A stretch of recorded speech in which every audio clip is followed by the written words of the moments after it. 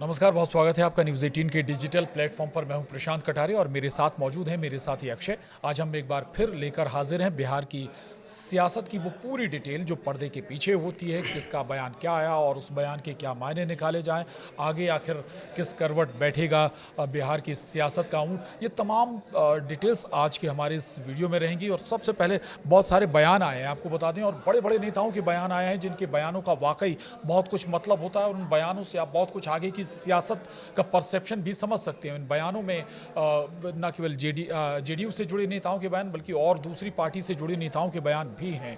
तो इनमें निशांत कुमार भी बहुत कुछ कह रहे हैं। निशांत कुमार क्या कह रहे हैं? निशांत कुमार को लेकर जेडीयू के अंदर बहुत कुछ बातें चल रही हैं। सबसे पहले अक्षय ये समझ लेते हैं, निशांत को पार्टी का तो पूरा धीरे धीरे जिम्मा सौंपना ही है, जेडीयू का ये भी ठीक है।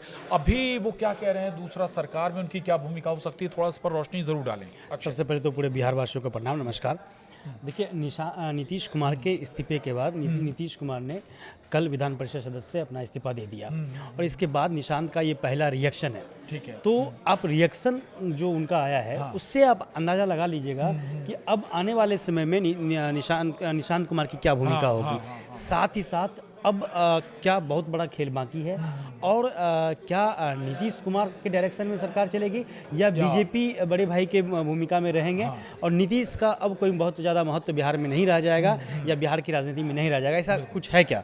तो शुरुआत करते हैं। सबसे पहले एक चीज़ और जो अभी सामने आ रही है, उसके बाद हम लोग इस वीडियो में चर्चा आगे बढ़ाएंगे कि एक चीज़ और आ रही है कि क्या नीतीश कुमार जो वाकई में बीजेपी के ट्रैप में फंस गए हैं, कितनी सच्चाई है, उसको भी हम लोग इस पर भी बातचीत करेंगे।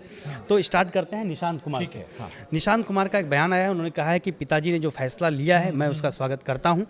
जनता का स्नेह जिस तरह पिताजी पर रहा उसी तरह मुझ पर और पार्टी पर भी बना रहे, यही मेरी कामना है। इससे आप साफ अंदाजा लगा लीजिए, इस बयान के कई मायने हैं।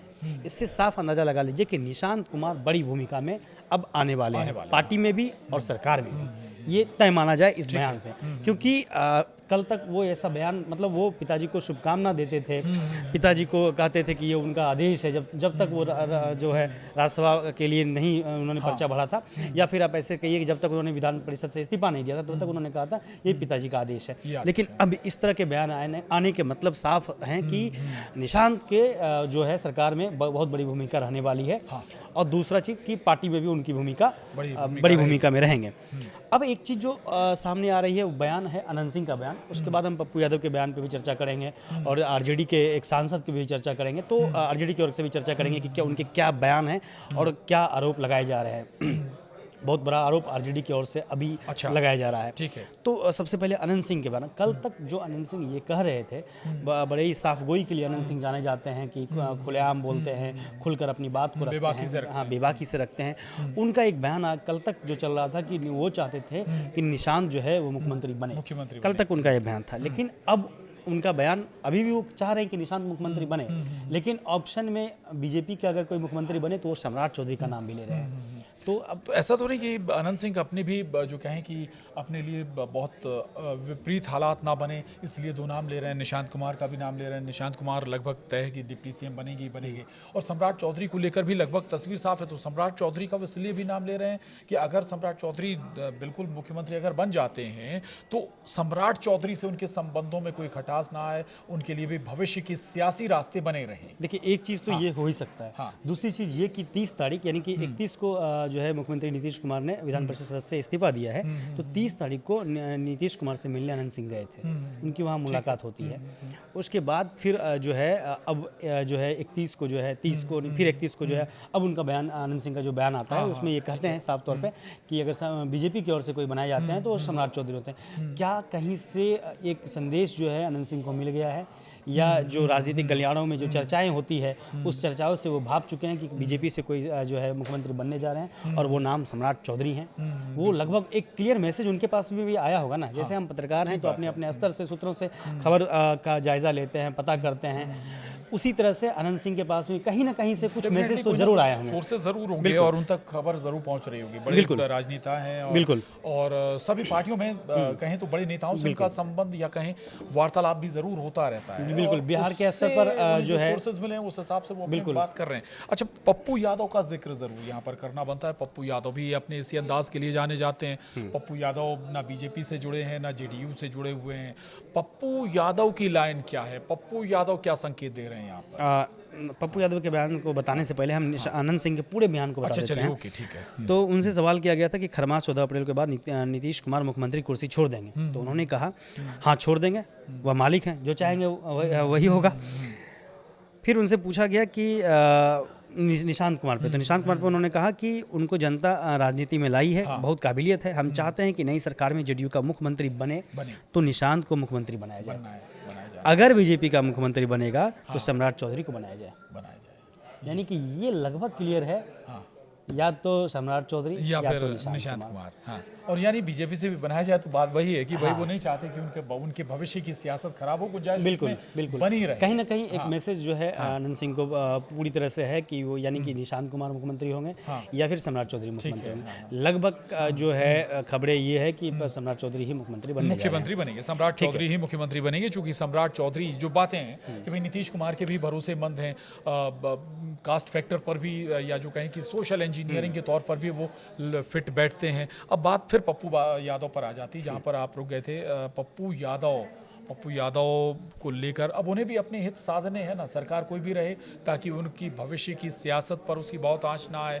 और बहुत सारे केसेस कई बार आपको लीगल मामलों में भी आप उलझ जाते हैं, तो उनसे बचने के लिए भी वो उनकी भी कोशिश होगी कि शायद जो वर्तमान सरकार में जो भी मुखिया बने उससे संबंध बेहतर रहें।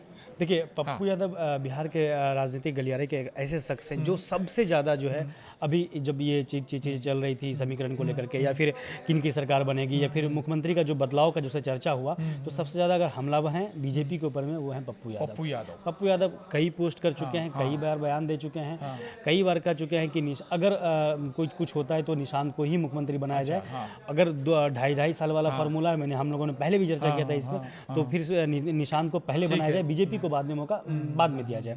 अब फिर उनका बयान आता है, पप्पू यादव ने कहा है कि निशांत नहीं बनना चाहते हैं, चर्चाएं ये भी चले कि निशांत बनना नहीं चाहते हैं, तो उसमें उन्होंने कहा निशांत नहीं बनना चाहते हैं या तो जेडीयू में से किसी और को सीएम बना देना चाहिए।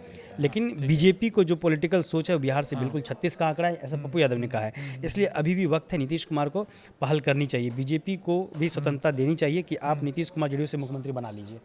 मतलब उनका ये कहना है, यानी कि वो बीजेपी पे साफ हमलावर और साफ नहीं कर रहे हैं। हाँ, और साफ कह रहे हैं कि नीतीश कुमार ऐसा मौका छोड़े नहीं। उन्होंने याद कीजिए, उन्होंने जब ऐसा चर्चा हुआ था कि जो है इसे जेडीयू से राज्यसभा जा रहे हैं, नीतीश कुमार जा रहे हैं, तो उन्होंने कहा था कि ठीक है निशांत को मुख्यमंत्री बनाया जाए। उन्होंने बजाबते पोस्ट किया था कि तेजस्वी यादव जी, उपेंद्र कुशवाहा जी, याद होगा आपने, उन्होंने कहा था, लिखा था कि सभी लोग मिल करके जो है निशांत को मुख्यमंत्री बनाए। अब फिर वो जो है फिर 1-2 पोस्ट पहले भी उन्होंने जो है लिखा था कि निशांत ही मुख्यमंत्री बने, ऐसा गलती नीतीश कुमार नहीं करें। फिर से उनका ये बयान आता है कि नहीं, निशांत को मुख्यमंत्री बनाया, निशांत नहीं बनना चाहते हैं तो जेडीयू से किसी और को बनाइए, लेकिन बीजेपी को मौका मत दीजिए। अब आरजेडी का भी जिक्र कर लेते हैं। आरजेडी की बड़ी इच्छा थी कि भाई जेडीयू आरजेडी के साथ जाए और फिर युवाओं को मौका मिले। उसमें निशांत भी हो सकते थे और तेजस्वी यादव भी हो सकते थे, लेकिन ठीक है, सियासत में बहुत कुछ होता है। तो अब आरजेडी की तरफ से नेताओं के क्या बयान है? देखिए, तेजस्वी यादव तो लगातार विरोध करते ही रहे हैं बीजेपी को लेकर के। वो लगातार कहते रहे कि नीतीश कुमार ट्रैप में फंस चुके हैं, या नीतीश कुमार को जो है फिनिश कर दिया गया एक मिशन के तहत, जो बीजेपी चाहती थी कि नीतीश कुमार को खत्म करना। तो उसी की कड़ी को आगे बढ़ाते हुए आरजेडी सांसद अभय कुशवाहा उन्होंने बयान दिया। उन्होंने साफ तौर पे कहा है कि बिल्कुल जो चाहते था, जो बीजेपी चाहती थी बिहार में, वो हो गया। वो कैसे हुआ, उन्होंने जिक्र किया है कि मैं निश्चित तौर पर कह सकता हूँ, उनका बयान मैं इनकोट कर रहा हूँ, मैं निश्चित तौर पर कह सकता हूँ मैंने बिहार की राजनीति को बहुत नज़दीक से देखा है।